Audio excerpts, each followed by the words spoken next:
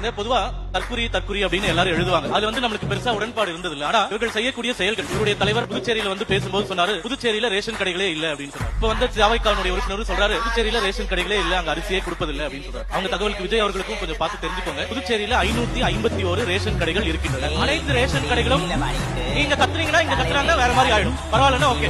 இங்க கத்துறாங்க வேற மாதிரி ஆயிடும். பரவாயில்லையா? நிக்க முடியாது, உட்கார முடியாது, நிக்க முடியாது. இங்க கத்துறாங்க வேற மாதிரி ஆயிடும். இங்க கத்துறாங்க வேற மாதிரி ஆயிடும். இந்த சீன் போட வேலை இங்க வச்சுக்கூடாது. இங்க கத்துறாங்க வேற மாதிரி ஆயிடும். நம்ம கருத்துக்களால் நம்ம எளிதாக அவங்களை வென்ற முடியும். அவங்க மாதிரி நம்ம கத்த வேண்டிய அவசியமே கிடையாது.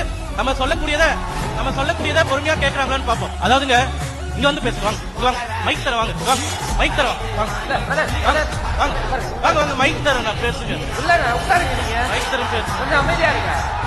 அதாவது இப்பதான் விஷயம் புரியுது. என்னன்னா, பிஜேபியில இருந்து ஒருத்தர் தாவேக்காக்கு போயிருக்காரு.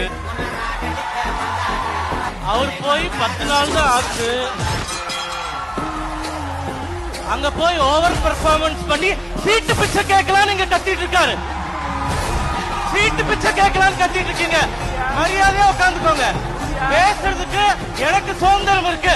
10 நாள் தானே ஆச்சு போய். 10 நாளுக்குள்ள இவ்வளவு ரோஷம் வந்துருச்சா? இவ்வளவு நாள் எங்க போச்சு ரோஷம்? இங்க உட்காருங்க. 10 நாள்ல போனவங்களுக்கே இவ்வளவு ரோஷம்னா, காலக்காலமா பிஜேபியில இருக்கிறவங்க எங்காவது சும்மா இருப்பாங்க? 10 நாள்ல இவ்வளவு ரோஷம்னா, காலக்காலமா பிஜேபியில இருக்கிறவங்க சும்மா இருப்பாங்க?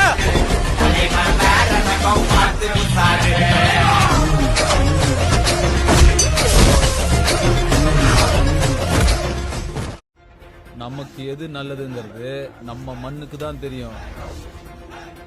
அந்த மண்ணோட ஈரத்தை காயாம காப்பாற்றி அடுத்த தலைமுறை கிட்ட கொண்டு போய் சேர்க்கறது நம்ம கடமை இல்லையா?